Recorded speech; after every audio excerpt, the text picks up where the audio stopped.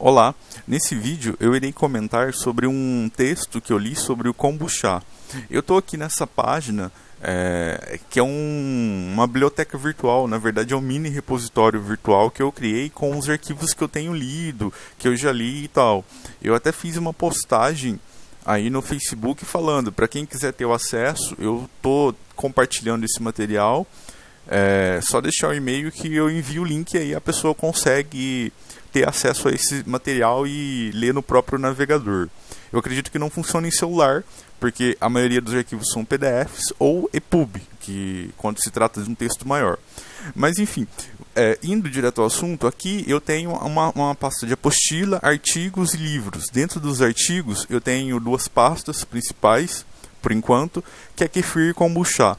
Na pasta de Kombucha eu tenho esse texto dessa Natália Paludo 2017. Eu abri ele aqui no meu leitor de PDF, que eu uso Foxit Reader, e esse texto ele é um TCC da Universidade Federal do Rio Grande do Sul, dessa aluna, né, Natália Paludo, que o título do trabalho dela é Desenvolvimento e Caracterização de Kombucha obtida a partir de chá verde e extrato de erva mate, processo artesanal e escala laboratorial. Ou seja, o que ela fez? Ela testou a fermentação do kombucha utilizando chá verde e, ao mesmo tempo, na verdade, um extrato da erva mate, ou um chá mate, como a gente pode se dizer. Eu não li o trabalho todo, mas o trabalho é bem interessante, é um trabalho recente, de 2017. Aqui é um trabalho no formato acadêmico, no formato de monografia, e aqui eu tenho um resumo dela. Eu gostaria de pegar alguns pontos do resumo. Eu não sei se o vídeo vai ficar muito longo, mas eu pretendo focar no resumo e qualquer coisa eu mostro mais algum outro detalhe do trabalho. Então ela aqui vem falando que o kombucha é a bebida resultante da fermentação, isso a gente já sabe. A questão do consórcio simbiótico de bactérias e leveduras que forma o SCOBY, a gente já sabe, ela está introduzindo o assunto. E aqui tem a questão dos chás. Ele tradicionalmente é utilizado chá verde ou chá preto, ou mesmo chá branco, que é da planta Camellia simensis. E aqui no Brasil, principalmente no sul, a gente tem a erva mate, que é o Ilex paraguaiensis, que também se utiliza para fazer chá. E, querendo ou não, ele tem algumas propriedades até similares com a planta, com o chá obtido da Camellia simensis. Dentre elas, a questão da cafeína, que ambas as plantas apresentam um teorzinho de cafeína. Lógico, outros componentes, principalmente de aroma, de sabor, são diferentes. E aí ela fala que o objetivo aqui do trabalho é a produção de kombucha utilizando a erva mate como substrato, e ela provavelmente vai comparar isso aqui frente à fermentação tradicional do chá verde. Então ela fala aqui que os kombuchas foram reproduzidos em escala artesanal, fermentação temperatura ambiente na escala artesanal, e em escala laboratorial ela utilizou um bioreator. Isso é bem importante porque ela consegue controlar alguns parâmetros, como a temperatura de fermentação constante a 28 graus Celsius. Ela colocou aqui a agitação e a aeração.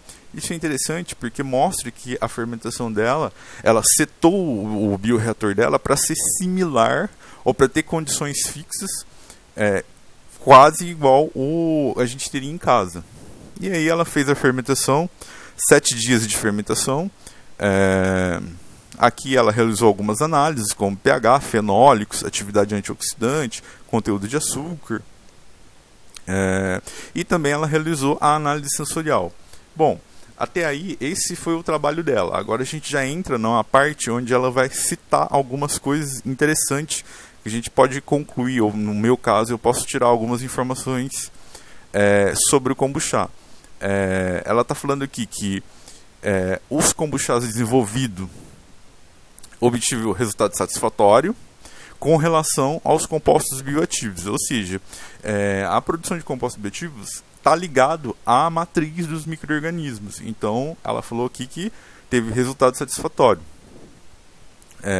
Tem a questão de fenólicos totais e atividade antioxidante.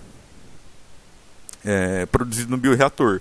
Lógico, o bioreator vai dar uma condição constante para os micro-organismos, então ele tende a produzir alguns compostos, são favorecidos por essas condições constantes, ou seja, eu sempre vou ter 28 graus. Se o meu micro-organismo gosta dessa temperatura, ele tende a produzir mais alguns compostos do que se ele tivesse numa temperatura não controlada, ou seja, de manhãzinha ele estaria, sei lá, 18 graus e depois ele subiria e depois abaixaria a temperatura. Então, a temperatura não oscilar para a produção de alguns compostos fenólicos e antioxidantes pode ser interessante.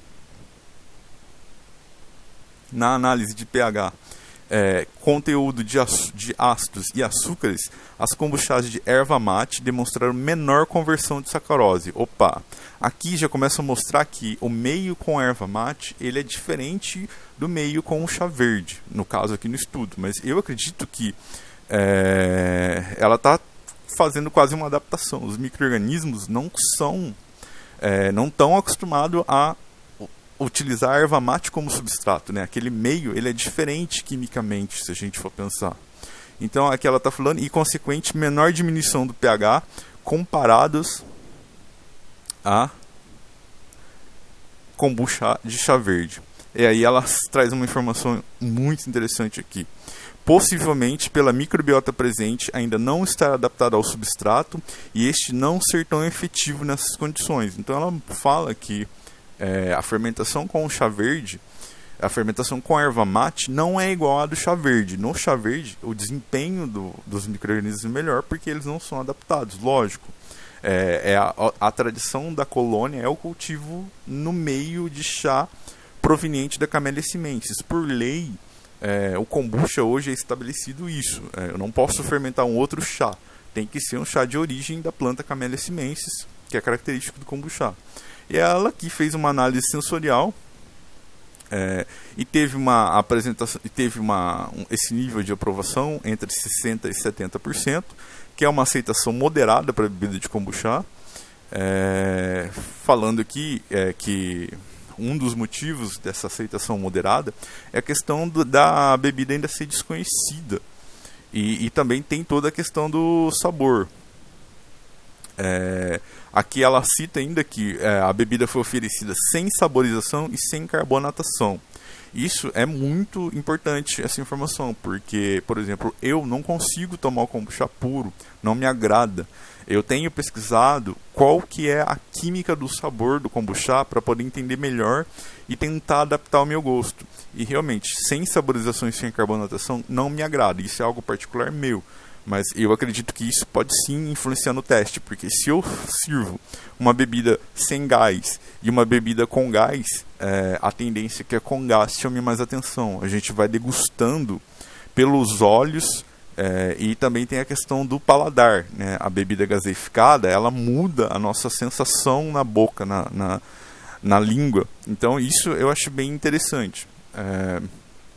Aqui ela está falando, e aí o kombucha está em crescimento no mercado, que é algo que já vem acontecendo, e ela fala que possibilita futuros estudos ainda tem muita coisa para ser padronizada a produção do kombucha em escala industrial, embora no Brasil já tenha a legislação e o pessoal já está se adequando e já tem produzido assim, em até quantidades que fogem da escala artesanal.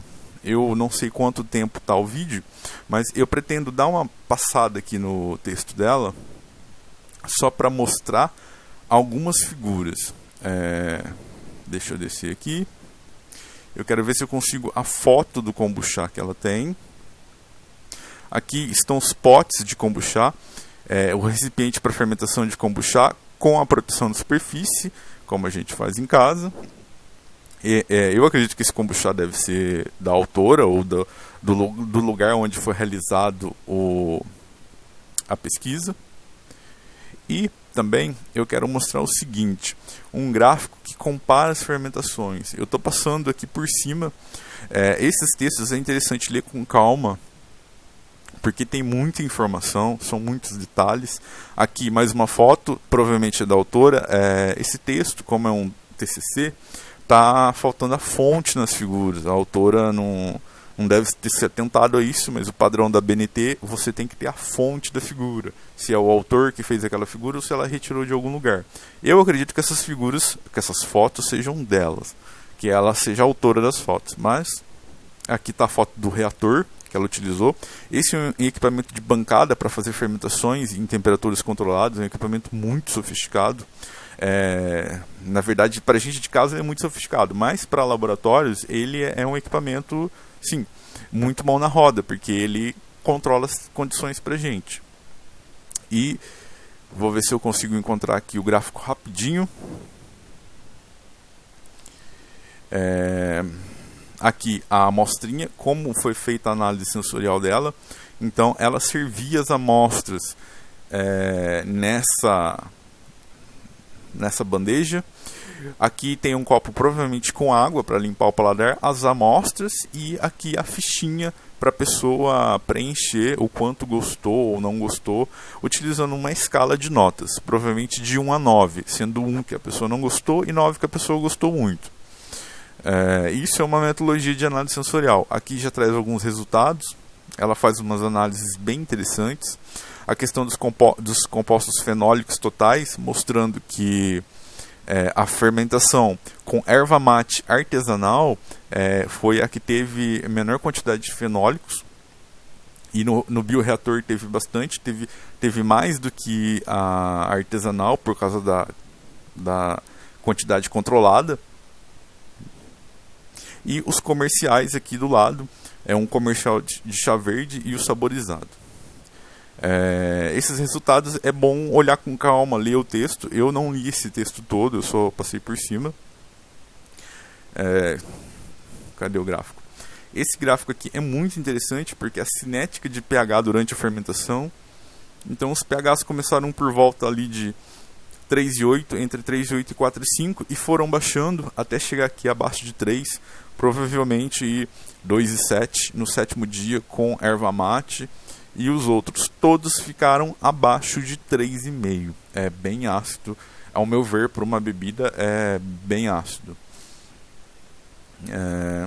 Cadê? Aqui. Esses são os gráficos de fermentação. Eu vou focar nesses dois principais, porque ambos são feitos em escala artesanal.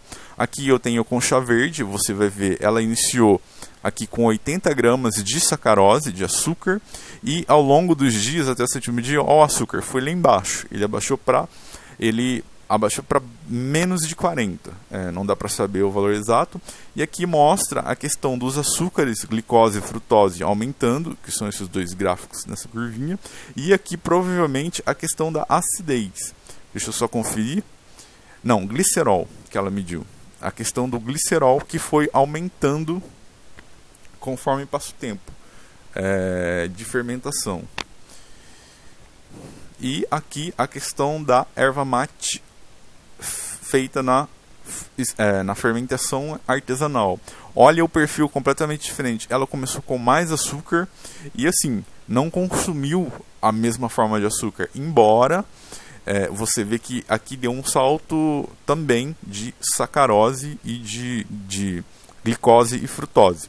Lógico, esses resultados devem ser olhados com um pouco de calma. Eu não sei se ela fez repetições, enfim, mas o perfil da fermentação é diferente no consumo do açúcar. Isso que eu acho que é interessante. Ou seja, se o micro-organismo está se alimentando de uma maneira diferente, mostra indícios que o metabolismo dele é diferente. E os produtos do metabolismo dele provavelmente também vão ser diferentes. Então, a fermentação tende a ser diferente. Eu não posso afirmar com certeza que ela vai ser totalmente diferente, mas devem ter alguns pontos similares, entretanto o comportamento é diferente.